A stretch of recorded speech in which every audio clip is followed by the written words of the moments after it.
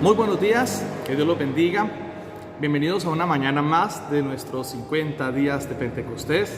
Es una bendición que tenemos de parte de Dios de reunirnos, de congregarnos a través de este medio para orar juntos, para edificarnos, para aprender de la palabra del Señor. Estos 21 días que hasta ayer hemos tenido han sido un paso a paso. Usted puede repasar los videos anteriores de los días anteriores y puede prepararse. Podemos aprender cada herramienta, cada secreto, cada aprendizaje que tenemos de la palabra. En esa obediencia a la palabra de Dios es que vamos a desatar esa gloria de Dios sobre nuestras vidas, sobre nuestra familia, sobre nuestras congregaciones, pero también sobre nuestra ciudad, nuestros territorios y sobre nuestra nación. Vamos a hacer una oración al Señor para que hoy nos esté guiando, enseñando, abriendo el entendimiento, pero también dirigiendo en nuestra oración, porque clamamos por un despertar espiritual para nuestras vidas, para la iglesia y para nuestra amada nación. Padre Celestial, gracias te damos por estos 21 días, hoy el día 22, que la iglesia ha perseverado, se ha esforzado, Señor. Hemos trabajado arduamente para que esto sea posible y vamos al cumplimiento de la meta, el día 50, Señor. Te pedimos, Señor, que durante este tiempo nos estés dando sabiduría y entendimiento para asimilar, para comprender y para aplicar tu palabra, Señor. Te pedimos por un despertar espiritual. Dígale, Señor, un despertar espiritual para mi vida, un despertar espiritual para mi familia, un despertar espiritual para mi iglesia, para esta nación que tanto lo necesita, para nuestra ciudad en estos tiempos de dificultad. Te pedimos, Rey del cielo, que hoy te esté glorificando, que nos ayude. Dígale, Señor, ayúdanos, Padre Celestial, a conocerte, a tener un encuentro, procurar cada día un encuentro personal con tu presencia, aprender de tu palabra, aplicarla, practicarla, obedecerla, Padre Celestial, hacer tu voluntad, cumplir tus mandamientos y acercarnos cada día, Señor amado, a ese cumplimiento de tu perfecta voluntad. En tus manos encomendamos esta mañana, Señor, y te rogamos que la unción, el poder y la gloria de Dios se derrame sobre nuestras vidas en el nombre de nuestro Señor Jesucristo. Amén y amén. En este día vamos a tocar un tema muy especial y es el testimonio de Jesús en sí mismo. Vamos a estar viendo cómo Jesús testificó de sí mismo a lo largo de la Escritura, por medio de sus enseñanzas, por medio de sus milagros, por medio de su mensaje y la influencia que trajo no solamente en su tiempo, sino para nosotros también en nuestros días. Vamos a iniciar haciendo lectura de la palabra del Señor en el Evangelio de Juan, capítulo 8, versículos 12 en adelante. Otra vez Jesús les habló diciendo: yo soy la luz del mundo. El que me sigue no andará en tinieblas, sino que tendrá la luz de la vida. Entonces los fariseos le dijeron: tú das testimonio acerca de ti mismo, tu testimonio no es verdadero. Respondió Jesús y les dijo: aunque yo doy testimonio acerca de mí mismo, mi testimonio es verdadero, porque sé de dónde he venido y a dónde voy. Pero vosotros no sabéis de dónde vengo ni a dónde voy. Vosotros juzgáis según la carne, pero yo no juzgo a nadie. Y si yo juzgo, mi juicio es verdadero, porque no soy yo solo, sino yo y el que me envió, el Padre. Aquí nuestro Señor Jesucristo está argumentando su testimonio acerca de su obra en la tierra. Él está diciendo que ciertamente Él, a través de su intervención en la humanidad, está dando el testimonio de su obra. Pero la Biblia nos habla de que no solamente es el argumento de las palabras de Jesús y su obra, por supuesto, sino que Él está hablando de que el Padre mismo da testimonio de Él. Recordemos aquella voz tronante, imponente, poderosa, cuando nuestro Señor Jesucristo se estaba bautizando, esa voz del cielo que dijo: ese es mi Hijo amado en quien tengo complacencia. Por lo tanto, si se requiere de dos testigos, ahí estaban. Jesús daba testimonio de Él, pero ese testimonio era sustentado por Dios mismo. Es la obra del Señor Dios Todopoderoso, que Él está diciendo que no juzga a nadie, que porque ciertamente hay una ley, pero una ley que estaba siendo aplicada de forma injusta. Y ya les voy a decir en qué escenario. Pero Jesús está diciendo, aquí estoy yo para traer perdón, para traer misericordia, pero no estoy hablando solamente de lo que hago o lo que digo, sino también de lo que el Padre da testimonio de su intervención sobrenatural para salvar la humanidad. Tenemos que echarle una mirada al contexto. ¿Por qué esta discusión se estaba presentando?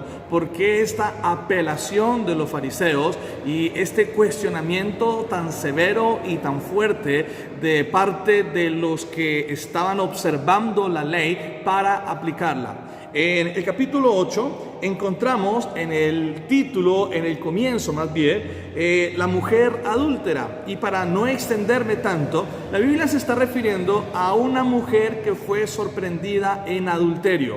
Aquellos intérpretes de la ley, aquellos hombres que en este momento estaban testificando contra el crimen de una mujer, estaban aplicando la ley, eran testigos de un pecado de ella ciertamente, y tenían que aplicar la ley y querían hacer Jesús partícipe de algo muy justo de acuerdo al contexto en el que ellos estaban poniendo el crimen, el pecado de esta mujer. Pero Jesús les daría una lección importante, porque aunque ciertamente por la ley esta mujer tenía que ser apedreada, no era la única que tenía que ser apedreada. También había alguien más que no se había tenido en cuenta, y dice la Biblia en el libro de Levítico, en el capítulo 20 y el versículo 10, Levítico capítulo 20, versículo 10, de alguien más que debería estar allí, pero no lo estaba. Si un hombre cometiere adulterio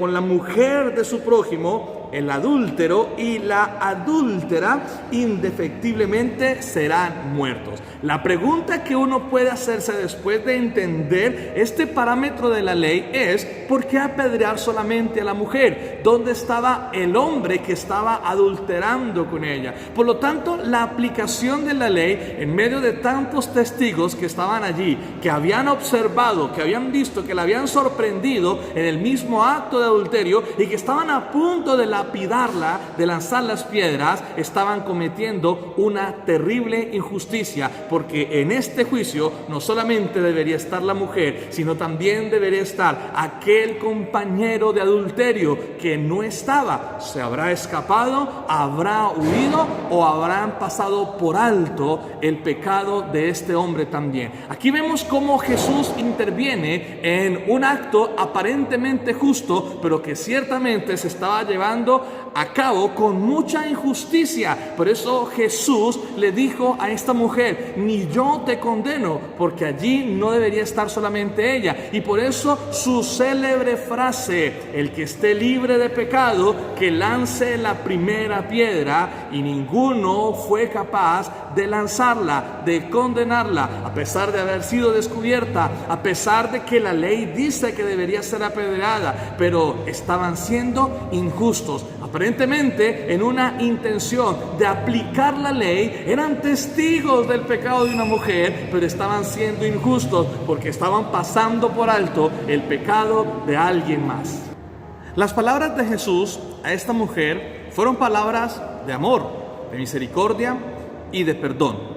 Pero también era una palabra exigente en la frase: vete y no peques más. Si bien es cierto que los fariseos cuestionaron la manera en la que Jesús manejó la situación, queriendo insinuar que Jesús no conocía y mucho menos estaba aplicando la ley, aunque ninguno fue capaz de lanzar la primera piedra, nos está dando a entender que también el Señor Jesús, al decirle a esta mujer: no peques más, le estaba haciendo a ella responsable de sus actos en el cumplimiento de la misma ley, que estuvo a punto de condenarla, pero que en la misericordia de Jesús Él le estaba instruyendo para que la obedeciera, para que este acontecimiento de ser sorprendida y estar a punto de ser apedreada no volviera a ocurrir, porque tal vez en otra ocasión el Señor Jesús no estaría presente para salvarla. Pero consideremos lo siguiente: si estos hombres, fariseos, escribas, observadores y aplicadores de la ley, perdonaron, tuvieron misericordia y clemencia con un hombre que también fue sorprendido, ¿por qué no tenerla de ella? Y si bien es cierto, cuando el Señor Jesús les cuestiona el que esté libre de pecado y cada uno de ellos empezó a soltar la piedra, estaban ellos entendiendo que también habían sido transgresores de esa ley, y por lo tanto, como esta mujer estaba siendo condenada, enjuiciada y casi ejecutada, ellos también merecían ese destino. Debemos tener en cuenta que ciertamente conoceréis la verdad y la verdad os hará libres. ¿Cuál verdad? Por supuesto, la que está fundamentada en la ley, pero que se completa o se perfecciona en la revelación de nuestro Señor Jesucristo. Si bien es cierto, por medio de la ley yo reconozco mi pecado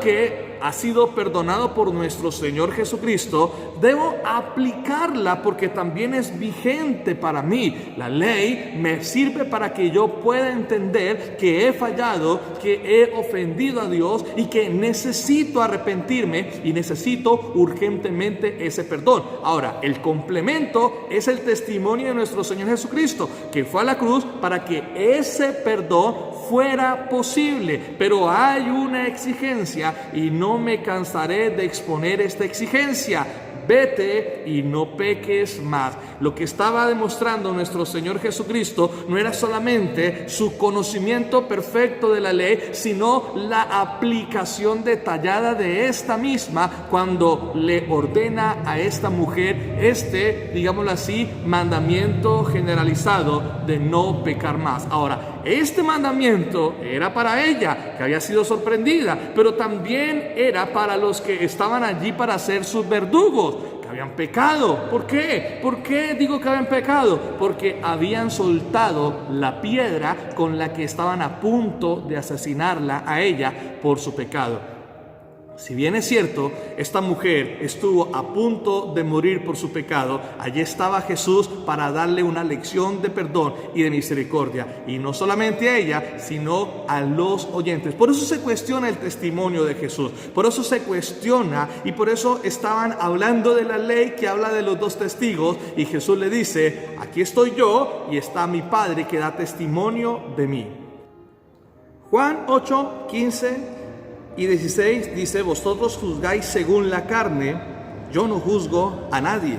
Y si yo juzgo, mi juicio es verdadero, porque no soy yo solo, sino yo y el que me envió, el Padre. El Señor no estaba juzgando según la carne. Y ahí les estaba diciendo que estaban juzgando por la emoción, por el celo religioso, por el celo espiritual, porque tenía que cumplirse al pie de la letra y todos los argumentos que pudieran tener en ese momento. Pero Él estaba diciendo que si Él perdonó a esta mujer, que si Él tuvo misericordia de ella, es porque esa misericordia también viene del mismo corazón del Padre. Esa misericordia y ese amor que nos permite a nosotros tener el perdón de nuestros pecados. De eso se trata el Evangelio, de eso se trata la autoridad de nuestro Señor Jesucristo, que con sus milagros, con sus prodigios, con sus señales, con sus discursos, con sus mismas parábolas, está dando el testimonio del reino de los cielos, y es el mismo Dios el que da testimonio de Él. Pero ¿en qué se basa esa autoridad de nuestro Señor Jesucristo? ¿Acaso se basará en que era hijo de Dios y por ser hijo de Dios tenía la autoridad para hacer todo lo que hizo? Pues bien, nuestro Señor Jesucristo tuvo que depender del Espíritu Santo, como usted y yo tenemos que hacerlo.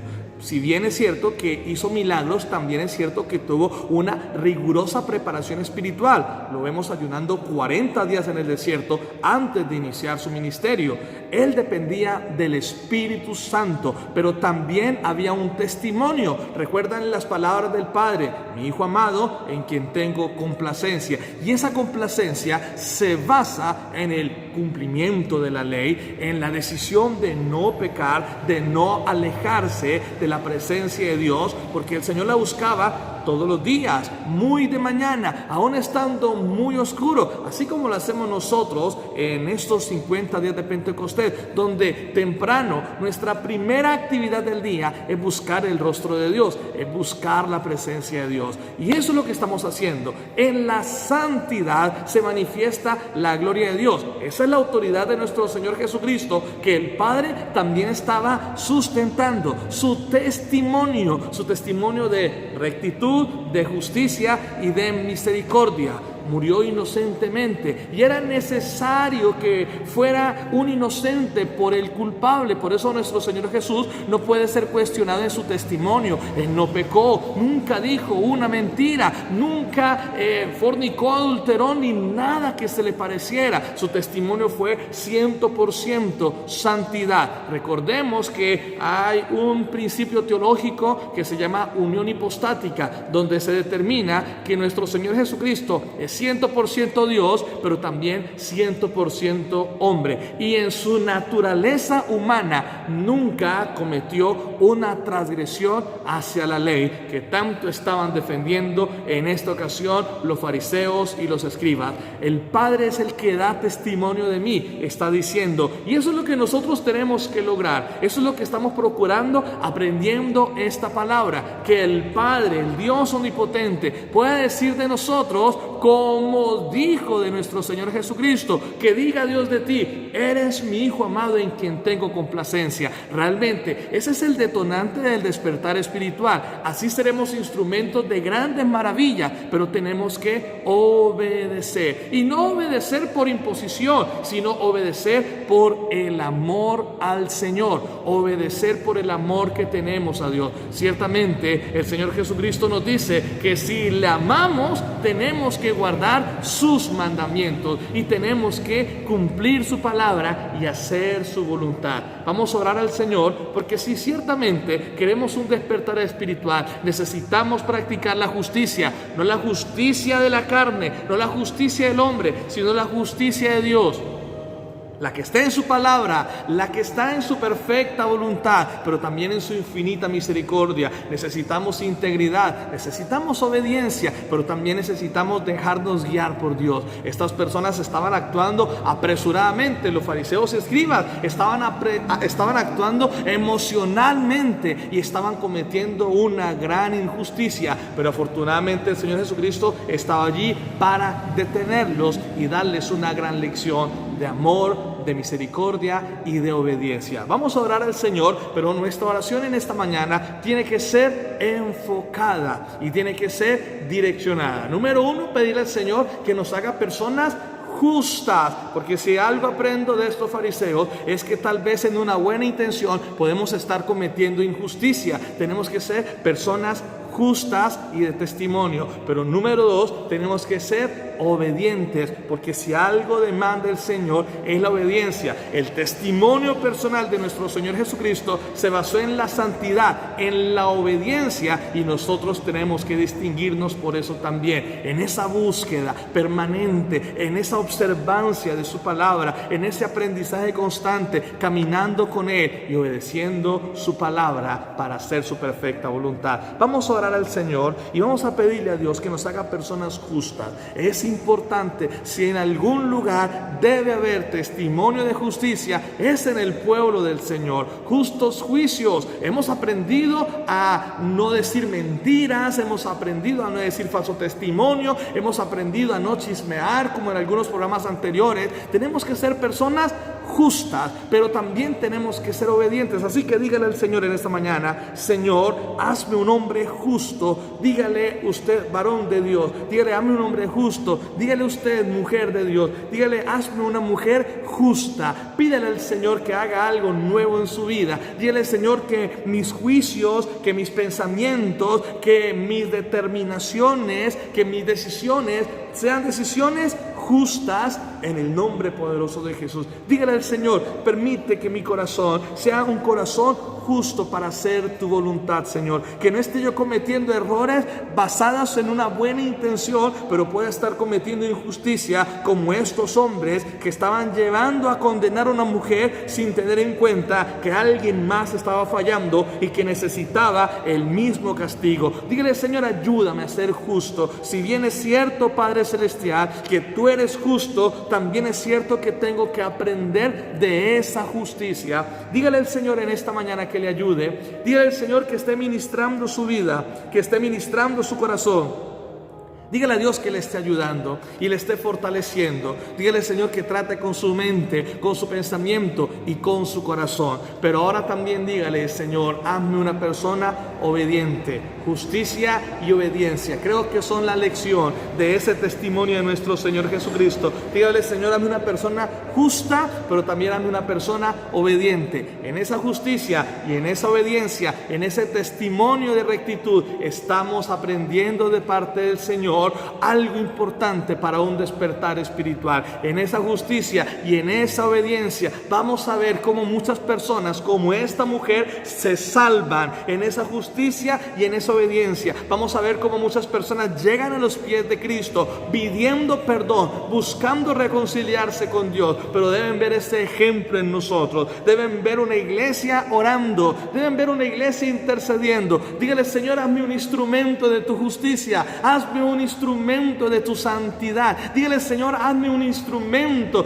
de tu poder, un instrumento de salvación, Señor amado. Hazme un instrumento, Señor Dios Todopoderoso. Ayúdame a hacer tu voluntad, ayúdame a caminar contigo y a glorificarte, a exaltarte y a honrarte cada día. Ponemos estos tiempos, Señor, que son tiempos de búsqueda, que son tiempos de intercesión, que son tiempos de edificación delante de tu presencia, y ruego que trates con la iglesia, Señor amado, con mis hermanos que en este momento están en esta transmisión, que trates con nosotros, Padre Celestial, para dar ese testimonio de tu gloria y de tu poder. Llénanos con el Espíritu Santo, Dios omnipotente, pero también límpianos y quita todo lo que impida la manifestación de tu gloria. Dígale, Señor, quita de mi corazón, quita de mi mente todo lo que impida la manifestación de tu gloria y de tu poder, en el nombre de Jesucristo nuestro Salvador. Amén. Ven y muévete en nuestros corazones. Con corazones dispuestos vamos a Compartiendo para que este mensaje sea de bendición y llegue a muchas personas en el mundo.